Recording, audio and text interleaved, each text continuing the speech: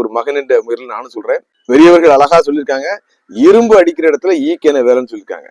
ஒருவேளை பாத்தீங்கன்னா முந்தைய ஆட்சி காலத்துல ஆசிரியர்கள் தவறு இழைத்திருந்தாலும், தவறு இழைக்கணும்னு அவசியமே கிடையாது, அந்த காலகட்டத்தில் இருந்த சூழ்நிலைக்கு ஏற்றவாக நடந்திருந்தாலும், தற்போது வந்திருக்கிற நிர்வாகம் நம்ம எஸ் வி ராஜன் அழகா சொன்னாங்க, நம்ம எந்த பழிவாங்குதலும் செய்ய போறது இல்ல, எந்த விதமான அதிருப்தியும் யாருக்கும் வரக்கூடாது என்ற அளவுக்கு நான் வேலை செய்யணும்னு சொல்லுவாங்க. தற்பொழுது அவர்களும் என்ன பண்றாங்களா சொல்றாங்களா, இது போன்று பழி வாங்குதல் நடவடிக்கைகள் எது செய்யாதீங்க, நன்றாக நிர்வாகத்தை கொண்டு செல்லுன்னு சொன்ன பிறகும் தாமஸ் ஐயா உள் நுழைந்து நிறைய ஆசிரியர்களை மாத்திருக்கீங்கன்னு கேள்விப்படுறேன்.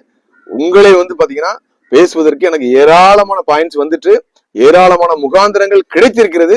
உங்கள் மேலிருந்த அந்த மரியாதை பாத்தீங்கன்னா இன்றும் இருக்கிறது.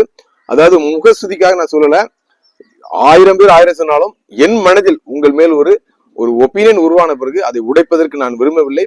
நான் அடிக்கடி சொல்லுகின்ற ஒரு வார்த்தை,